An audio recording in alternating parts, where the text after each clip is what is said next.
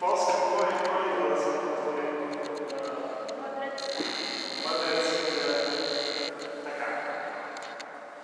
Мъдреците обаче, когато стигнали до Бетлеем, не знаят къде са Исус.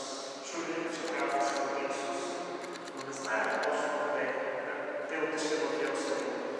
И там отишли къде цари в Йерусалим и питали, къде трябва да се роди цари юдейски.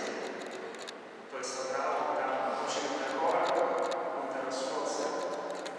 И учените хора казали на царят, Исус трябва да се роди в Бетлеем. И царят казал на мъдреците, в Бетлеем трябва да се роди царят. И обаче царят много се притеснил, защото чул, че дошъл на света друг цар, как казва си един, аз съм царя, няма друг цар, ще не. И притеснил се, че този много дете ще го вземе трона, ще го замеси, ще го вземе царския трон. И казва на мъдреците, царя казва на мъдреците, идете го Бетлеем, молете се на царя юдейски, после се върнете и ми кажете къде точно е този цар юдейски, за да може и аз да отида да се върнете. И нека да чуем тази книга, която ако я имате, четете я, тя е писала за деца като вас, Библия за деца, и ето какво, как разказва тази Библия, се случило на днешния ден. В онази нощ имал сън и Йосиф, ангел Господен се спуснал към него и му каза, вземи детето и Мария и заминавай за Египет. Остани там, докато не ти каже да се върнеш. Защото Ирод иска да убие Исус. Чували ли сте тази история? Чували ли сте? Питам. Ето днес Мария тия души толкова време важливи, нещо не иска да бъде. Днес честваме днес деца. Сега какво се случва? Ирод казва, да се убие Исус. Йосиф се събудил, била дълга нощ, той се обади Мария и те като вземе Исус на ръце, веднага тръгна да а Ирод чака връщането на мъдреците и се всеки изминал ден се сърдил повече и повече. Защо ги няма още мъдреците? Питал слугите си. Накрая омръзнал да чака и той се дава да Бетлеем свои войници. Войниците избили там всички деца да навършат 2 години, но те не убили Исус Христос. Той бил в безопасно място в Египет. За щастие, цар Ирод не знае това. И така, как деца, когато се е случило това, ние християните всяка година напомним за деца, невинни жертви на жестокия цар Ирод, който се боява, че Исус ще му вземе трона. Може да се каже, че тези деца са умрели за Исус. И ние вярваме, че те не са умрели за винаги, а напротив, живеят вечно. Близо са до Исус сега в небето и се радват заедно с него в небето. Призовавайки тяхното правителство, сега искаме да дам Христов, за възрастта Христов, така да станете.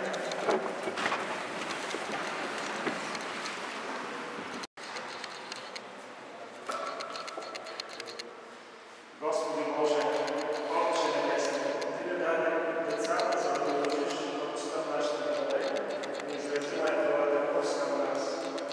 И ние от сърце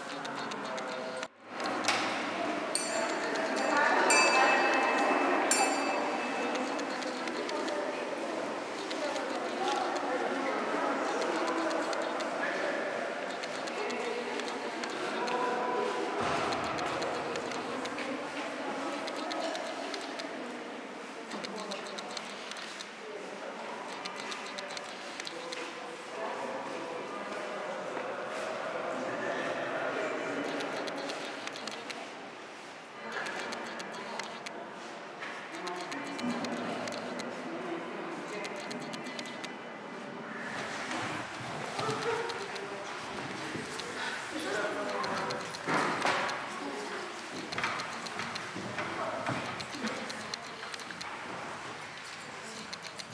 веднъж добре дошли и честито Рождество Христово!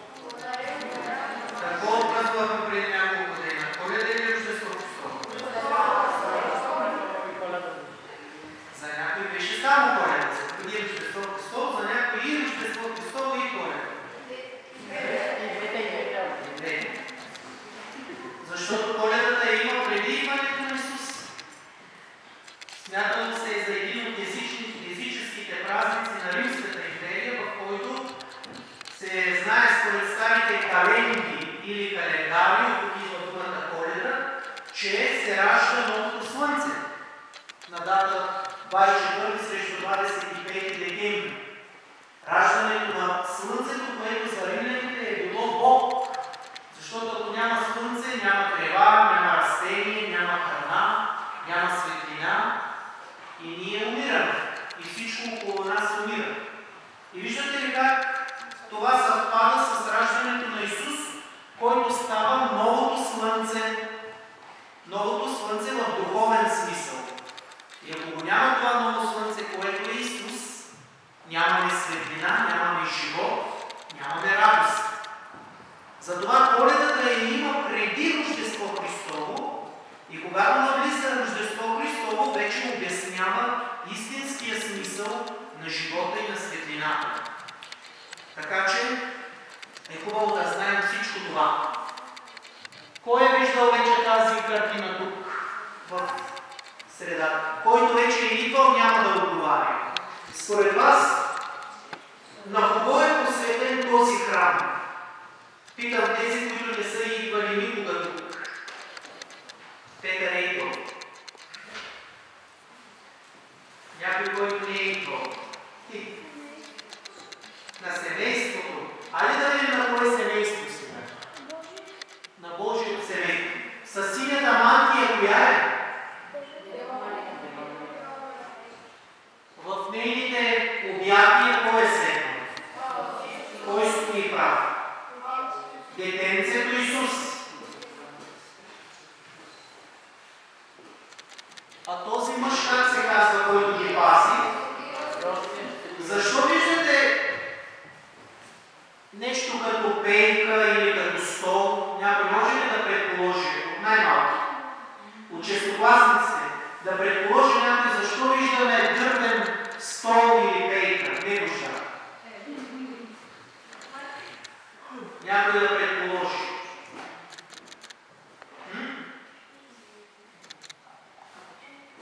Алекс, ти си още ученик, така че ще отговориш. Защо има тази пейка близо до Дева Мария, до Исусчето и до Свети Йосиф? Я Иван Иванов да помогне. Защото Свети Йосиф е бил дърводелец. Свети Йосиф е бил дърводелец.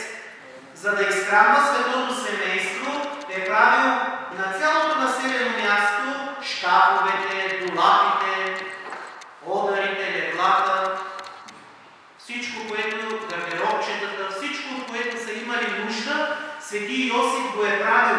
Исус Христос до 30-та си годишнина е живял и е правил това, което Свети Йосиф го е учил. Тоест, Исус е наследил неговия занаят.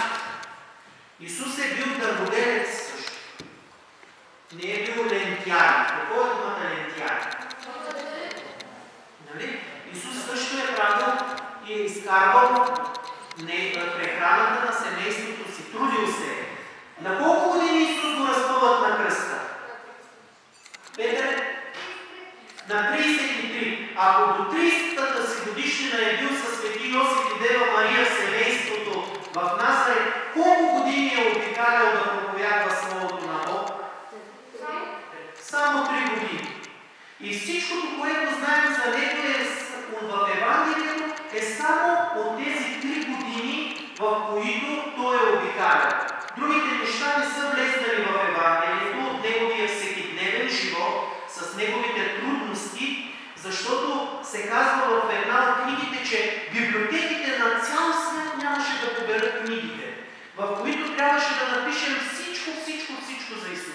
Но ние написахме най-важното за него. Това, че лекува хората, че ги обича, че умира за тях и че ги спасява.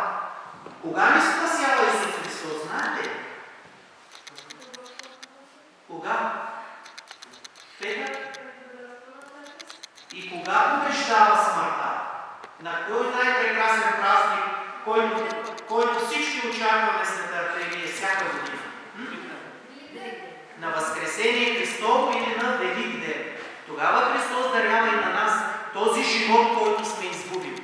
Обаче аз искам да ви кажа няколко думи сега за този живот, скрития на Дева Мария, на Йосиф и на Исус, който ние не познаваме. Защо искам да ви разкажа за него? Защото Рождество Христово не е една обикновена приказка на романтика само, на, как да го наречем, на магия, на вълшебство, както някои казват. Свети Йосиф, Дева Мария и детенцето Исус са минали през големи трудности. И днес църквата възпоменава или чества една от големите трудности, през които са минали светото семейство.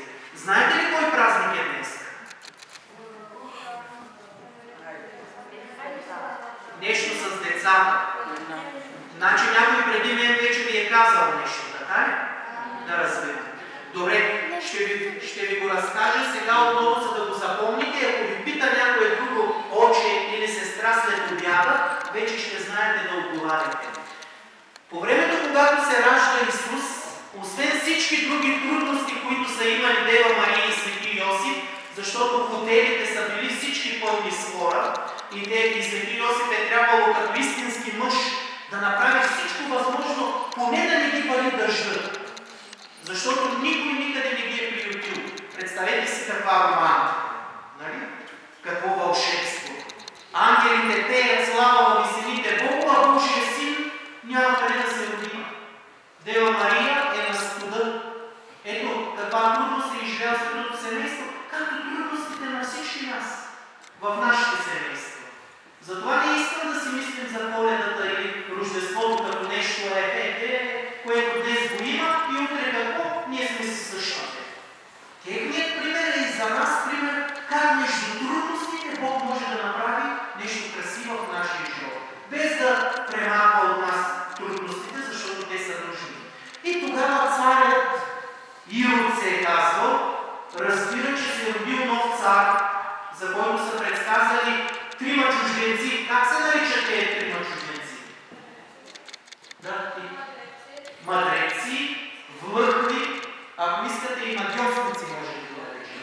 Защото по звездите са тълкували небесата и са открили една нова звезда, която никой не е познавал до този момент. Затова на всяка елка слагаме звезда. Запитвали ли сте се защо вашите родители слагат на елката звезда? Тя символизира тази звезда, която тримата мъдреци най-вероятно са били черни. Тяхната боя на кожата е била черна, защото идват от изток, от далечните страни. И те са видяли една звезда, която небето не е познавало до този момент. И са отишли при царя и са му казали за раждането на нов цар. И когато един цар чуе, че ще се роди нов цар, как мислите, че реагира? Кажите. Оплашено. Ама може ли да се страхуваме от едно бебе, което да ни заплашва? Едно бебе може ли да заплаши царя? Може. Може. По принцип, бебето не иска да прави пакости, то просто реве и иска да се храни. Иска да го храни с храна.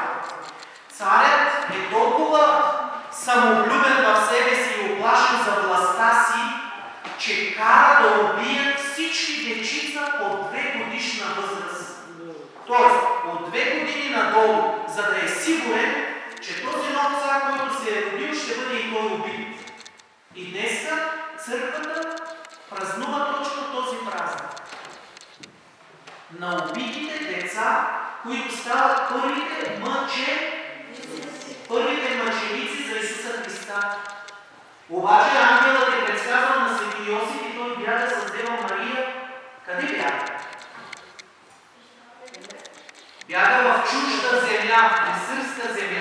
Мисирска земя, така се е наричал Египет тогава, на старобългарски, харватски и също наш език, Мисирска земя.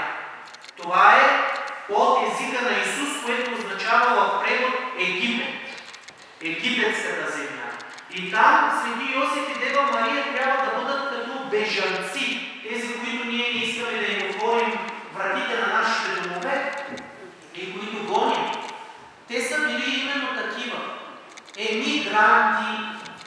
И свети Йосиф не е знаел езика и е трябвало да работи своя занаят, за да донесе топлина и за да донесе храна на Исус и на майка. Лесно ли е било според вас?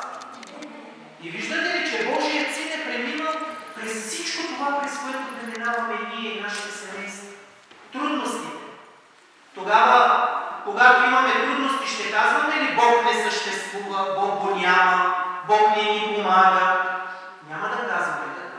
Защото Бог е позволил дори Неговия Син да премине през трудностите на живота. Трудностите в училище, трудностите в семейството, където понякога не се разбираме, където родителите се карат, където възрастните не разбират по-младите поколения, по-младите поколения пък не разбират по-големите, имаме проблеми. Не трябва да си казваме Бог го няма.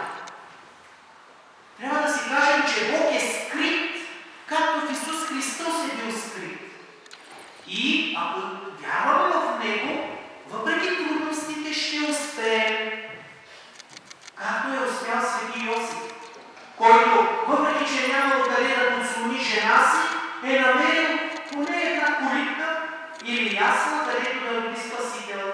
Виждате ли, винаги в главата на човека, който му обича, се ражда решение.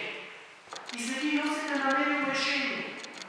След това свети Йосиф, вместо да се паникьоса, когато са казали, че търсят Исусчето да го убият, е тръгнал към Египет. Пак е намерил решение, за да запаси Спасителя. Така и ние. Виждайки звездата и светлината на Бог, въпреки че ще ни е трудно на училище, въпреки че родителите ни не винаги ще ни разбират, въпреки че живеем в една държава, в която е трудно да си младеж, е трудно да си възрастен дори, защото не всичко е уредено, не всичко е както трябва, ние имаме светлина. Имаме надежда. Как се казва нашата надежда?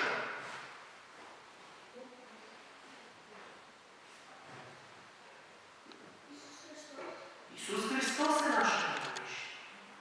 Исус Христос е нашата надежда.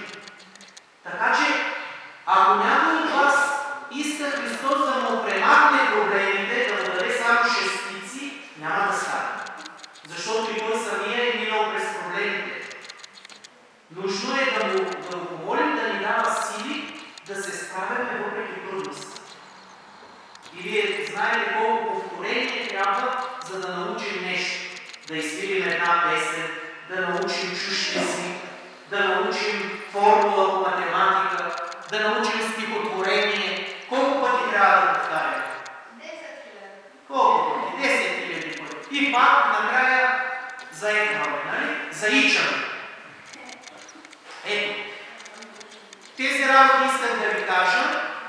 Сега, преди да ни поздравите вие, ще поканя две деца от Хисаря, с които научихме една песен от италиански език. Песен, която докато бях в Раковски я чувах всеки ден, дори през лятото, въпреки че е коледна, от сестра Лоренца, не знам кой е виждал. Една сестра, която я пееше всеки ден тази песен. И сега ще я изпеем на български, защото ние я слушахме винаги на италиански, ама я има и на български. И сме я взели от книжката за песни на Раковски, от вашата книжка. Ангел Чувак. Еленка е тя. Да изпеем децата.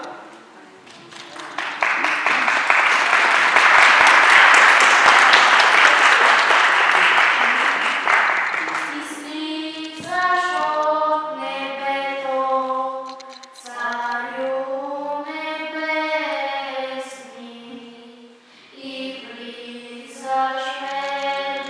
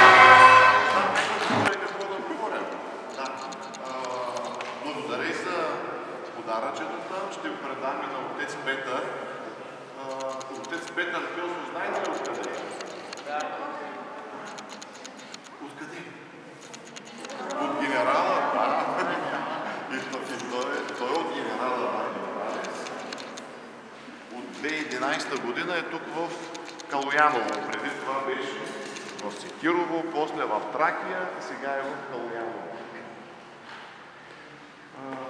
Само 2-3 думички за църквата ще ви кажа. И нещо друго искам да ви разкажа, което така ми е прясно в създанието, виждайки децата с алфавите. Църквата в Калояново е посветена на Свети Андрей Апостол. Голямата статуя в средната ниша на олтара.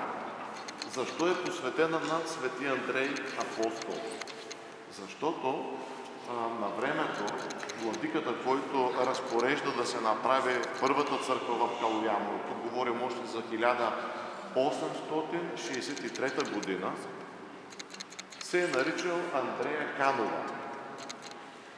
И решил е новата църква, която се прави, да е посветена на неговият небесен покровител Свети Андрей Апостол. Вие замислили ли се някога за това, че много е важно човек какво му е името, защото името, което носи, означава и небесен светец покровител. Всеки един от нас, когато се роди, получава от Бога ангел-пазител. Нали знаете? Ангелът-пазител е винаги неотлъчно до нас. Молитвичката знаете ли е за ангел-пазител? Че аз на вероучението ги уча тия моите, всеки ден почваме и завършваме. Не всеки ден, но когато правим вероучение, почваме вероучението и го завършваме с молитвата за ангел-пазител, да знаете да си я молят всеки ден. Но освен ангелът-пазител, който получаваме, ние получаваме и небесен светец покровител. Според името, което носим. Затова понякога, нали сега в съвремето, когато ги кръщават, измислят някои такива имена по-интересни, айде да ги наречеме, ама кой е светецът им покровител, малко трудно трябва децата сами да се изберат после някой, който да го имат за светец покровител. По тази причина и в някои други държави им дават по 2-3 имена.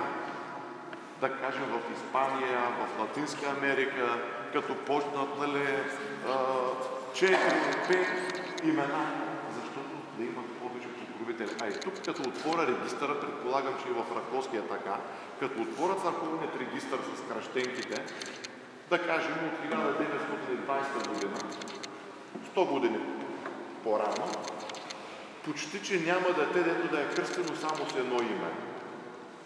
Масово са с по 2 имена.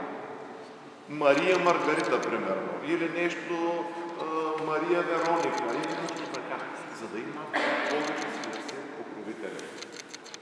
Толкова за светците, толкова за покровителя на тази еновия Свети Андрей Апостол. Сега аз нещо друго искам да ви разкажа, което ви направи впечатление. Преди празниците за Рождество Христово бях в Неапол. Знаете ли, едно от нещата, това е един от най-известните градове в целия свят, но от религиозна гледна точка с какво е известен този град? С колибките за Рождество Христово. Има една специална улица, която се нарича Сан Григорий де Лермини. И на тази улица голяма е, дълга е почти колкото глава в Пловдив, да го видите така представено, много по-тясна. Но там са едно до друго работилнички, магазинчета, където се правят и продават разни фигурки, пещерички, други такива, които се анимирали, дето се движат фигурки. Може би в някои се правят най-хубавите колибки за Рождество Христово. Но ме направи впечатление нещо друго. Тук само отварям скоба, където е, на която улица да идеш там, която и църква да влезнеш, в магазин да влезеш, задължително ще видиш колибка. И какво ме направи обаче на мен впечатление? Влизам в една църква и една изключително красива колибка, която я гледаш от всичките краища. Не само да застанеш така и да я гледаш от среща, като се въртиш около нея, тя от всякъде има фигурки. Нали? Все едно гледаш едно цяло село. Тук е светото семейство, но отзад имаш някакви сценки на хора, които правят нещо. Друг байка, която къпе бебето в един такъв някакъв дървен съд. Хлебарят, който вади хляб от фурната. Много красиво. И стоят 4 или 5 момента, малко по-големички от вас. Около 16 годишни. И не съм аз. Мина, огледахме цялата колибка, тия деца, нали?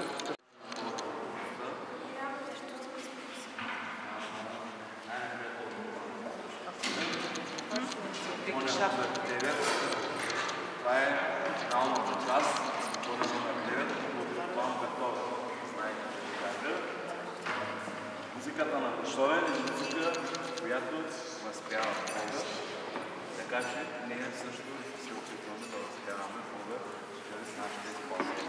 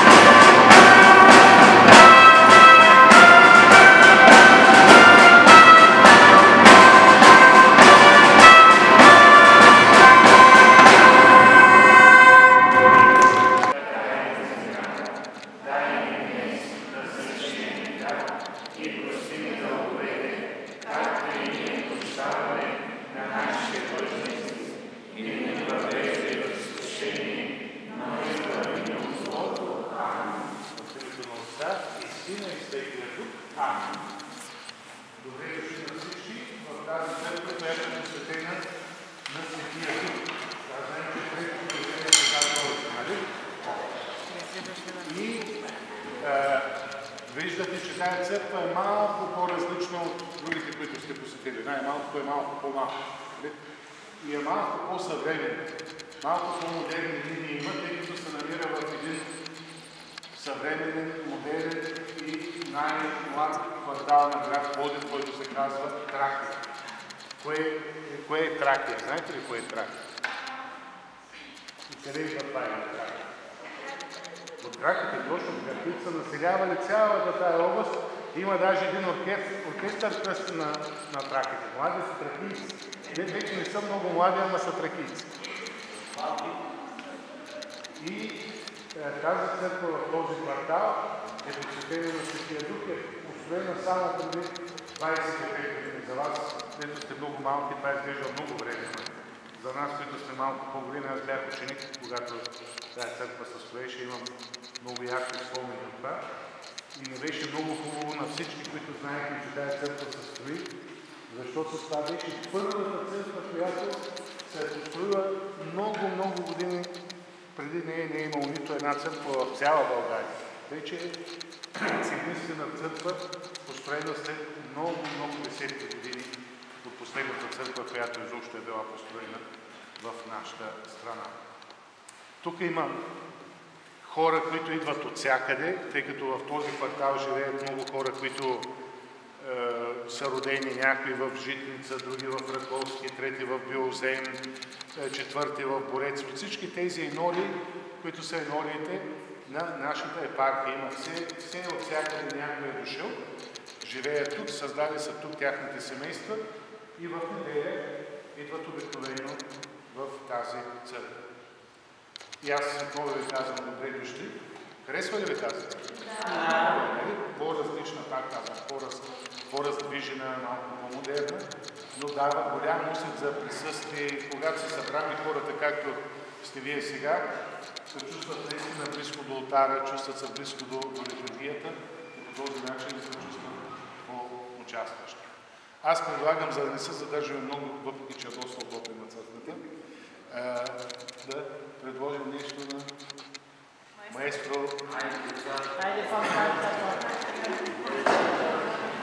Дали може да снимаме?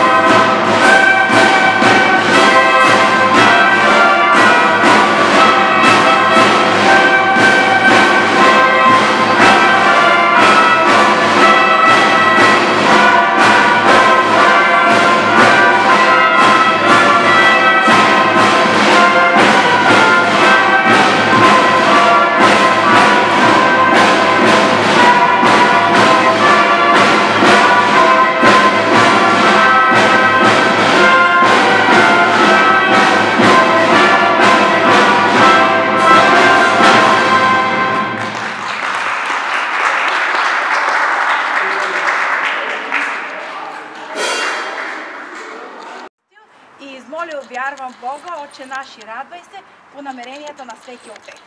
Тъй като вярвам, че всички вие за Рождество сте се изповядали, сега, като влезнем в църквата, ще измолим тези молитвички и да получим от Бога благодати, за да можем да живеем нашия християнски живот. Така че, нека с много вяра да тръгнем тази надежда, където е самият Исус, който дава истинската вяра и истинската надежда за християните и нашия смисъл на съществуване. Така че, ето, приканвам ви да влезем в нашия храм, който е и ваш храм, защото е майка, и майката отвръща всички. Заповядайте. Сега ето ще застанем до пещеричката и ще кажем молитвите за намерението на Светия Светият Дух. Амин. Отче наш, който си на небесата, да се свети името Ти, да дойде царството Ти, да бъде волята Ти, както на небето, така и на земята. Дай ни днес насъщния ни хляб и прости ни дълговете, както и ние прощаваме на нашите длъжници, и не ни въвеждай в изкушение, но избави ни от злото. Амин.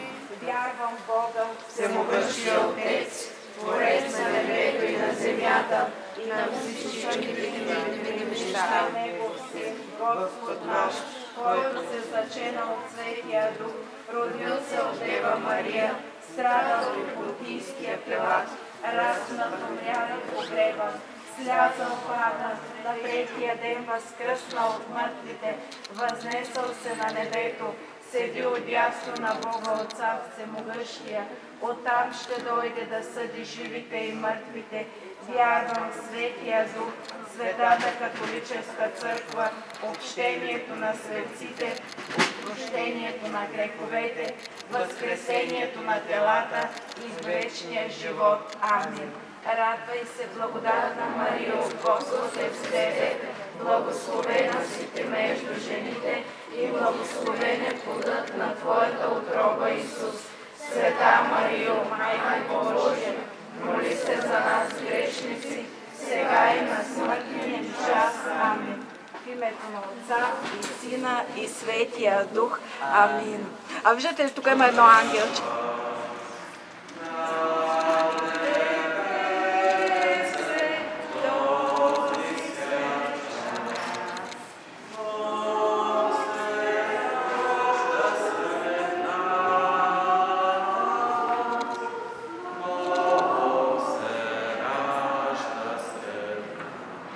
Айде малко по-силно, имате ли сила още? По-немничко. Разбирам ви, че не искате да се будите детенцето Исус, че така не хитичко пеете, разбирам това, но малко да се чува вашия глас. Много хубаво пеете. Още веднъж, айде. Тиха нощ, свята нощ,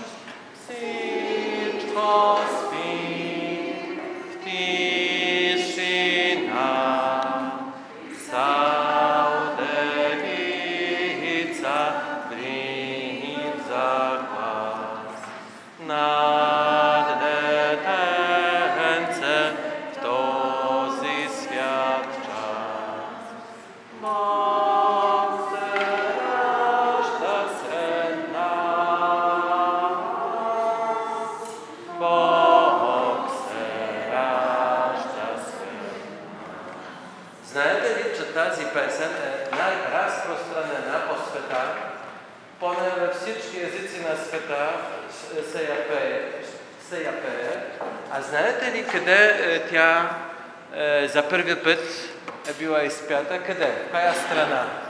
Как мислите? България? Не е България.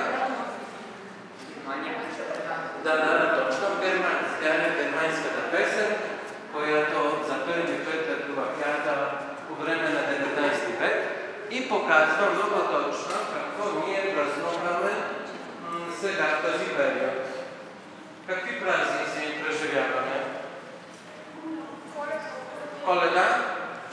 Коледа това са римски празници, свързани с календар. Тук производят думата календар. Римляните по такъв начин са празнували началото на годината, чрез така наречени каледи. Това са били първите дни на месеца, на нов месец. От тук идва думата Коледа. Аз мисля, че тук няма да има неприятни между вас, нали? По принцип празнуваме като християни какво? Рождество Христово. Даже погледнете, пяхме. Много интересно, че Бог се ражда сред нас, нали? Бог се ражда сред нас. Нали? Бог се ражда сред нас. Нали? Това празнуваме. Че погледнете какво празнуваме, че Бог е толкова близо. Толкова е близо. Близо е, понеже пристига не като голям цар, не някакъв владетел, а пристига като малкото бебе. Нали? Господ пристига като малкото бебе. Погледнете, че Бог толкова близо искал да бъде до нас, че стана един от нас. Кой има малкото братче? Кой има сега вкъщи бебе? Има ли някой помазанат, където се роди бебенце? Има някой? А ти имаш. Как се казва? Брат или сестра? Теодор. И той на колко месеца? На годинка има. Окей. Когато се роди малкото бебе вкъщи, когато ти си експерт сега, когато се роди малкото бебе вкъщи, има една революция, нали? Всички се интересуват от кого? От бебето. Никой вече на тебе не обръща внимание, ти имаш супер, нали? Никой вече не мисли за тебе. Нали? Всички се питат за малкото бебе, всички се интересуват от бебето. Бебето привлича внимание. Всички се страхуват от бебето, нали? Никой не се страхува. Нормално е бебе. Никой не се страхува от бебе, нали? Обратното, всеки иска да бъде близо. И Бог по такъв начин иска да бъде толкова близо до нас, че никой да не се страхува. Това е много важно, нали? Че Бог иска да бъде много близо до нас да помня. И къде ние можем да се срещнем? В кой моменти от живота можем да се срещнем с Господа, с Бога? Кога можем да виждаме Неговата близост, че Той е близо до нас, че се интересува от нас, че иска нашето добро? Къде можем да завиждаме това? В кои моменти от живота? Че Бог е близо до нас. Так мислите. Кога? Кога виждаме, че Бог е толкова близо?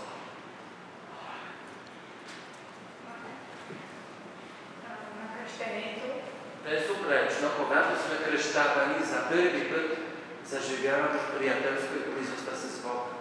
Той иска да бъде толкова близо до нас, че Той казва: ти си моята дъщеря, ти си мой син. От този момент, от кръщението, сме най-близки за Бога. Не сме някакви чужди хора, а много сме близки. После, когато Той показва своята близост, че Той е близо, че иска да ни подкрепя, че даже иска да ни храни. Кога? Кога? Само по време на първо причастие, по време на второ и трето не? Чакай. По време на всяко едно причастяване, по време на всяка една литургия, Бог иска да ни храни със себе си. Да, тайнството миропомазване, безупречно, да ни подкрепя ни създава на Свети Дух. Тайнствата са точно тези знаци. Какви още тайнства имаме? Да изброим по-бързо. Какво още имаме? Миропомазание. Так? Венчавка. Вие се подготвяте. Виждам всички за венчавка, нали? Търсите гаджета, нали? Да. Това е знак, че искаме да каним Господа в своя живот. Съпруг и съпруга канят Господа в своя живот. Той да подкрепя тяхната любов. Още, какво тайнство имаме? Изповед, да. Тайнството е изповед. Бог прощава нашите грехове. Толкова сме важни и ценни за Бога, че Той прощава греховете. На тези, които говорят, сега също и прощава. Господ прощава греховете. Какви още тайнства имаме? Какво още? Свещенството. Да, точно така. Окей. Изброихме си тайнствата, по време на тайнствата е Бог близо. Кога е още близо? Кога е още Господ близо до нас? Кога? Кога е Господ още близо до нас? Как мислите? Когато се молим? Не е близо, когато се молим. Не ни слуша. Мисля, че Той ни слуша. Айде тогава да се помолим заедно, да станем. Името на Отца и Сина и Светия Дух. Отче наш, който си на небеса, да се святи името Ти, да дойде царството Ти, да бъде волята Ти, както на небето, така и на земята. Дай ни днес насъщния ни хляб и прости ни дълговете, както и ние прощаваме на нашите длъжници, и не ни въвеждай в изкушение, но избави ни от злото.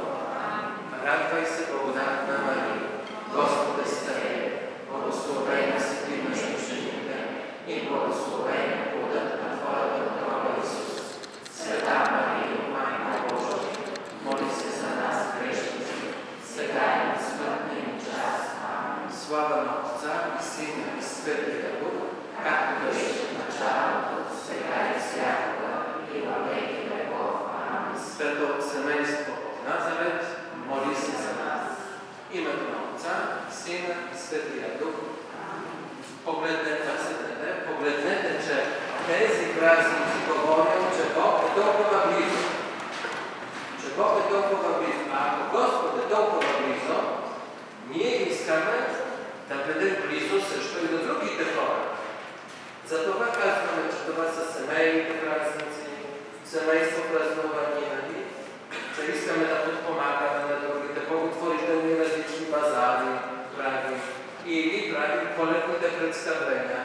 Аз бях на коледното тържество при вас една неделя и бях възпитан с тези тръби, как вие там тръбихте с господин Стрехи. Къде е той? Избяга вече, така ви. Поздравете го сърдечно. Заедно, така ви. Има репетиции с вас. А на сватба, на сватба, отиде да е хубаво. Поздравете го сърдечно от мене. Аз много съм възпитан, че вие толкова хубаво свирите. Надявам се, че сега нещо ще чуем от вас. Ще свирите ли нещо?